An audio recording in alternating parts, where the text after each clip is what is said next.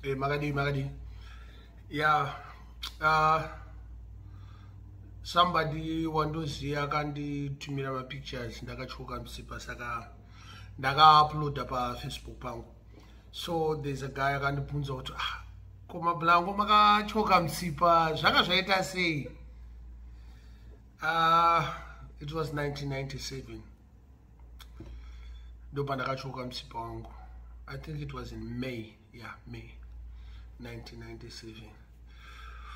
What really happened was it was a car accident. So this is the scenario. When I came here in 1991, kwakauya ma students kubva ku Zimbabwe. Vakauya vari pa scholarship. So I had one of my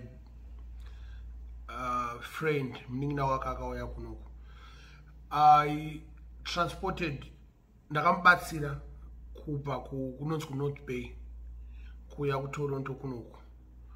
And iye anga asina license, I had a license, so takarenta mota takanouya takamubatsira kuti aya kunoku ainzi Ngoni. And because anga atopedza chikoro and whatnot, anga kuya kuzoshanda ku Toronto kuno.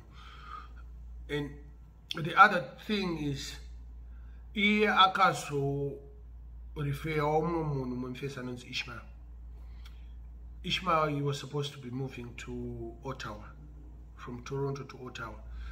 Saka munhu anenge ane zvinhu zvake, so takarenta mota kuti tiende ku Ottawa. And that day tarenta mota ndakanomutora takatomboenda kuna Eglinton West kwandotenga marecords uku akanogerwa chichi, takatomborwa marounds, takatombotenga chikafu. But sevanhu vanonwa wawa tamba tatenga wawa.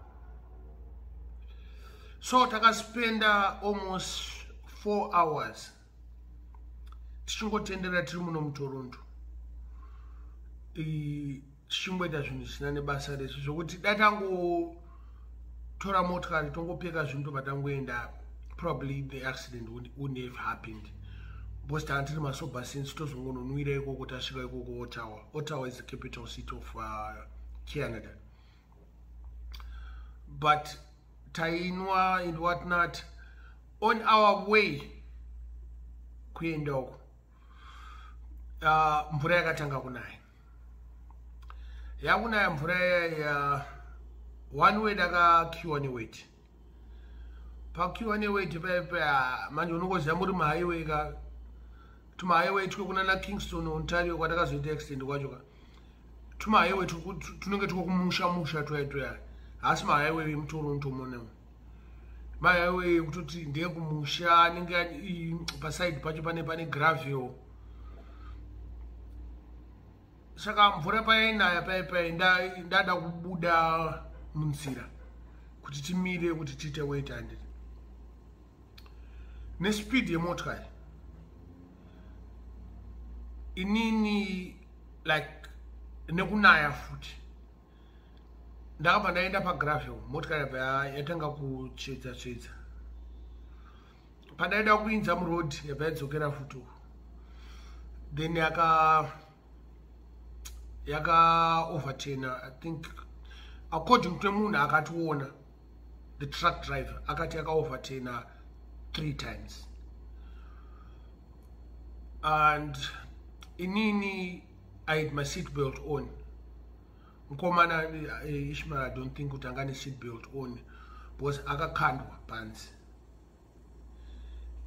Inini because I had my seat belt on and ndakaita yekujegwa a couple of times. Ndokuchoka kwakaita msipa wangu.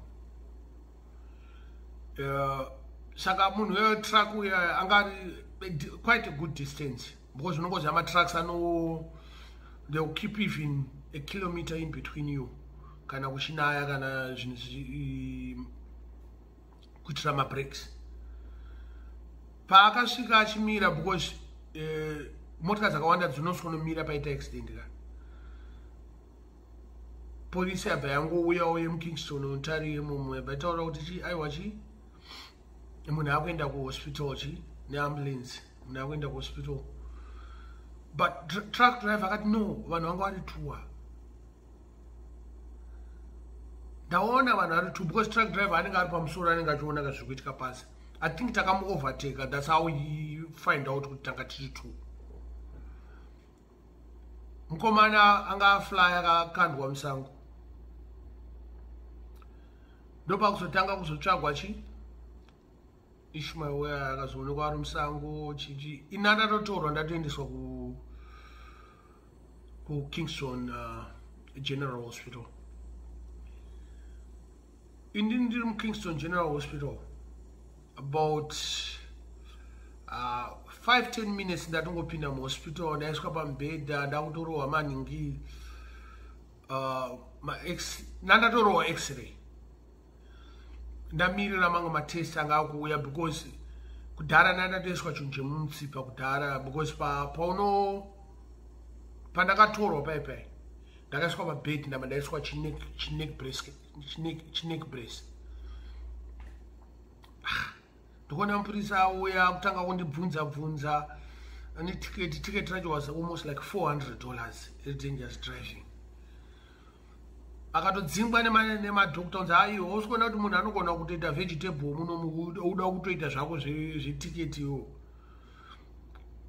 apa anditonyera tiketi rairachi mubhutsu mangu apa hembe dzangu dzakazara ropa ndandakapfeka jini rewhite raatozara ropa after that ndirimo moya handizozombotomboziva kuti ishimari yako mangwana acho ndananzi wakutofanira kutoitwa chi operation but hatina maneurosurgeons kunoku maneurologist hapana so neurologist akadaidzwa from Cuba and he was on his way second day ndopandakabva ndarohwa operation vakandihipnotiza imwe yekuti hautomboziva chii chiri kuitika kutorara ndakazokumuka mangwana ndaa muchisimbi chamuri kuona ndinacho chaichai kutovhunduka kuti chii chaitika ndatokanganwa dokta wacho but kudhara ndaitonyatsoziva kuti ainzi Dr. Ningi angatori nezita rechicuban so ndopandakasvika kuzobvunza kuti koishimari ari kupi pakauya anonzi ani insurance adjuster ndakati tanga tiri tu nemumwe munhu wanga ndinaye zvikanzi aiwa arimo munhu saka I already seen him iwowo pandakauya nezuro you were going through an operation so I'm going to talk to you na insurance adjuster my insurance adjuster yamakuruku achitanga ari kusaidi kwako saka ini nandiri mubambe ndaitonyatsotaura chaizvo zvakaitika ndisikazivi kuti aiwa ndofanira kutonyatsodzora bhata kuti painsurance unopiwawo kamari yakati wandei since takasurvive accident Ishmael hanzi atotyoko pelvis ndatonzwa nyaya yacho inini I stayed in the hospital for 2.5 weeks. I actually checked out myself. Ndakati aiwa ina ndikwanisa kugara muhospital muno. I wasn't eating much. Ndaingopiwa kapiritsi. Bosi pambedha pandairara. Ndaitoda vanhu 2 kuti vandisumudze kuti ndiende kutoilet. So vaindipa kapiritsi kekuti ndiconstipate for almost like a week. And kauya nanese nenese anofanira kugara pasaidi pako achita make sure kuti hauna ukasvipa kapiritsi kako 20, 30, 40 minutes nese akagara pasaidi pako achitaura newe nyaya yekuti unge boyfriend negirlfriend. So when I left, I came back kuno ku Toronto kuno. Ndakatokwira train ndakatouya kuno. Ishmaraba, I think he proceeded to go to Ottawa, whatever na kwenda. But we kind of drifted away from that time. We just drifted away, you know what I mean? Because maybe he blamed me for the accident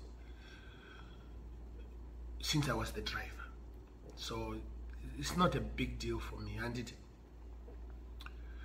I was in a halo for 3 months. That thing chandakapfeka chiri chisimbi chinonzi halo, HALO.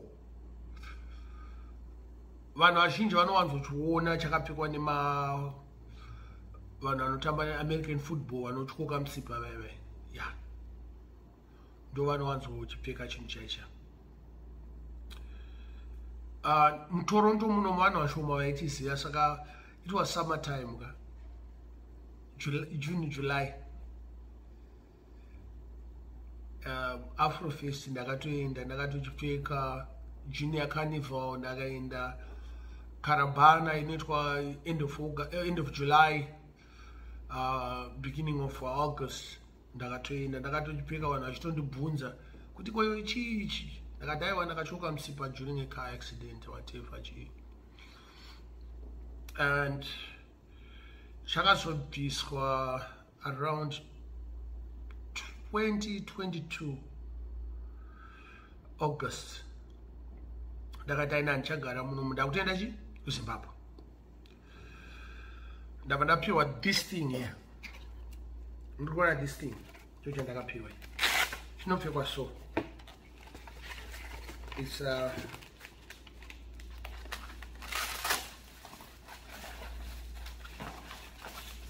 chocha ndakapiwa. Ndocha ndakapiwa kuti ndiende nacho kuZimbabwe. Saka ndakakwira ndege ndine this thing. Because musipa wangu wasati wasettled. Plus ndakangoti ndichibviswa halo. Ndabva ndaenda chi kuZimbabwe. I was supposed to start therapy. Ndakati aiwa unoratidza mai vangu ona zvandaitwa izvi. Handiti ndabva ndaenda kuZimbabwe kuya. I left Canada on the 28th of August. Ndikusvika kuZimbabwe on the 30th. My brother just passed away on the 29th of August. My brother Posi akafa 29th of August 1997. Imagine uruburuka mndege wakatyoka musipa. Ukusvika kumba pamba pane funeral. True tragedy kuna mai na baba. Maparents aisanga aripo, munhu isanga aripo.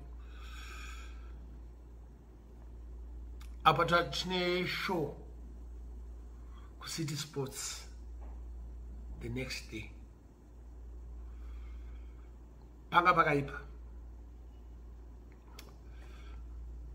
And tine show futhi ku Jobs that day futhi. So panga pakaipa. Mundaraunga akandoti aenda kunoridza chichichi because funeral chi. I said there with. The next day actually wakafa Princess Diana. I think Princess Diana akafa musi wa 31 August 1997. So news dzanga dzangoflya. Nditorimo muZimbabwe meme handikutoita. Chakanyanyondirwadza inini, it's not about inini kutyoka kwangu ndakaita mutsipa. It's the day akafa mukoma wangu. Because airwara handina kumbobvira ndamuona achirwara posi. And mukoma wangu posi akazvarwa palipie 29 February 1960. Ndozuva rakazvarwa posi. Akafa 29 August 1997. Saka zuva raakazvarwa ndozuva raakafa. Only different months. That's why I don't really forget zuva rakafa mukoma wangu posi. Because one akazvarwa palipi, I celebrate a birthday yake every 4 years. He's the person okuti munhu angarwesheta ndite saka aibata mari in different ways kubasa jeti chichichi munhu aititengera hembe dzeChristmas and I do respect him in life and death. Ndiye one mukoma wangu akanditengera hembe dzeChristmas. Ndini last born and he's the only one akanditengera hembe dzeChristmas. Akandibhadharira school fees.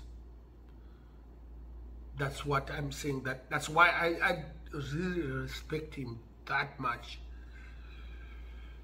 And I never even have a problem even nema relationships ake nevakadzi vake. We always get along. Even nevana vake we get along. So that was a scenario yemukoma wangu that time pandakashuka Mutsipa. Then when I came back here, I came back with the same thing. You know, do you remember? I had to weigh this thing. The Pakurana, I have to weigh it. Because ndaka choka C6 ne C7. Ndaka barurwa ningi almost 10 centimeters. Kuseri kwegotsu. Vakatora bonzo from my hip. Rakaiswa kuseri. Rakaiswa simbi pa kuseri kwacho. Saka bonzo raka replace rakachoka rachiro. Rakabva from my hip. Ndakatovhurwa futi pa hip pane pandakavhurwa gap ranga riri about 5 centimeters. But rikuita dzidzoka so because ndakura it's like almost 20 something years, 20 years ago. And even kana nchifamba unonyatsozviona kuti munhu ari kufamba kunge robot.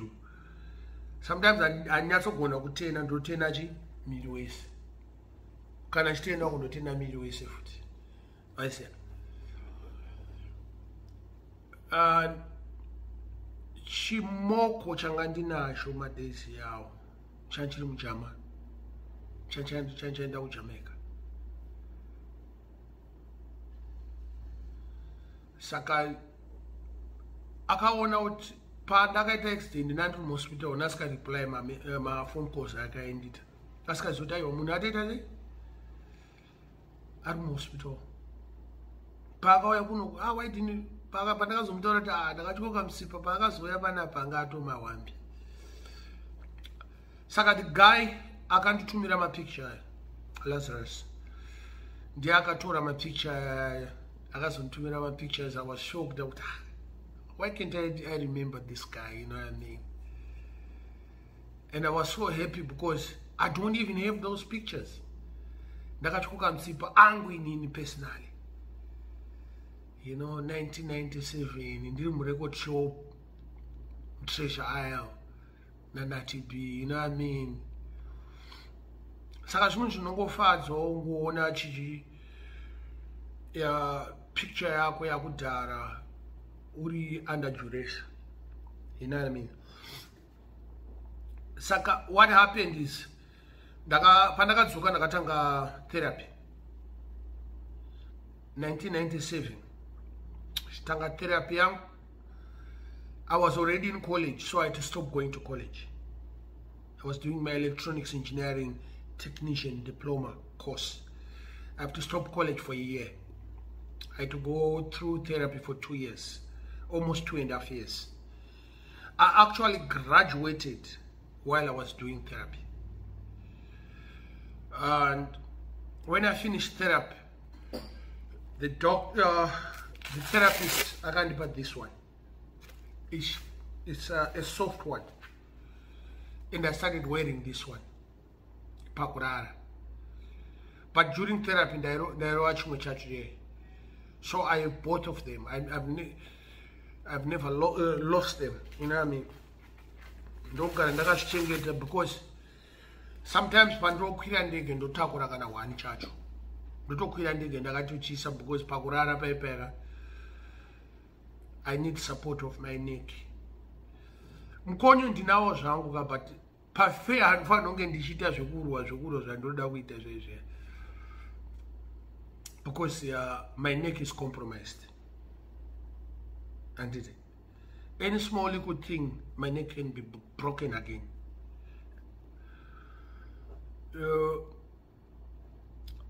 Ndakazophiwa mari mari yachanga iri shoma less than 10,000 ndakapiwa minotishma akapiwa mari.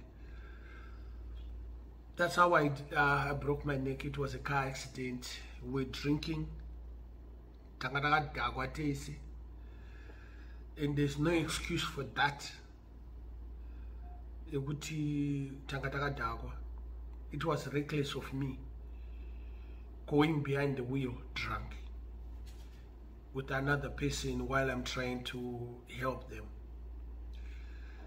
And now this is my opportunity to actually say, Ishmael, you know, I'm sorry to have stopped your life for a while, or maybe I've changed your life because of me drinking alcohol while I was driving, you know what I mean? And there's nothing I can change. The only thing I just have to say sorry from the bottom of my heart for the incident to Ishmael in this family. I just wish them well, because after that, you know, like 2-3 times, you know what I mean, like in the 2000s, and for real, you know what I mean, upenyu wako wakatombomira for muna angapedza university achifana kutotanga basa, so upenyu wako wakamira because of me, because of my actions, because of my behavior of drinking and driving. So once again I say I'm very sorry to Ishmael and his family for what for anything I have caused. I don't know what kind of pain I have caused to his family during that time, or maybe up to now. I don't know, because he never actually came to me achitaura kuti madman or Minox but I get extend from since for I get extend I cannot do this and I cannot do that, I can, you know what I mean? So that's how it is. Saka kuchoka kwandakaita msipa, it was a car accident. That was in 1997. And I will never forget it. Like I said, my brother died on the 29th of August when I went to Zimbabwe. Ndakasvikira nefuneral. That's the same time Princess Diana wakafa musi wa 31 August. So I remember it vividly, like it was yesterday. And I have these neck bracelets to remind me of that day. I actually had 2 neck bracelets. Imwe yacho pandakaenda ku New Jersey ndakaikanganwa, because nandi munhu mukonyo ndakaikanganwa pamba pandakaenda pane vasikana vakandohosta ku New Jersey. So pandakauya kuno ndakangonyeba ndazopiwa imwe new neck bracelet, and that's what happened to me, man. Thank God kuti plan yangu ichiri kumira, because ndaigona kuita vegetable. Aisiya spine yangu yaigona kuchwoka kudambuka. Handiti unoziva kuti blambi inomiswa nebrain zvadzika kuspine, saka ndo ati dzacho. But anyways, that's how it is. And thanks very much for actually watching my videos and me telling my story my way without no apology. The only person I'm apologizing to is Ishmael and his friends, his family, for the accident and what might have happened to him so that he cannot manage to do certain things in his life. I played a role in that. And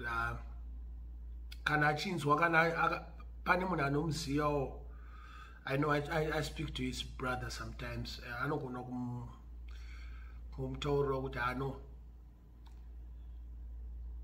my number is already on your YouTube and Facebook, and he can call me and tell me what's going on with his life. If it was affected by me during that time, probably now it might be affected still, because it's an injury. It's a lifetime injury. In my injury is a lifetime injury. Saka, I took all the responsibilities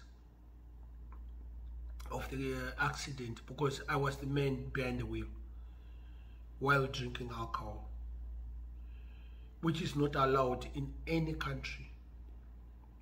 Drinking and driving is not allowed and is never recommended for anybody. So I am very sorry once again, and it was a car accident where I broke my neck.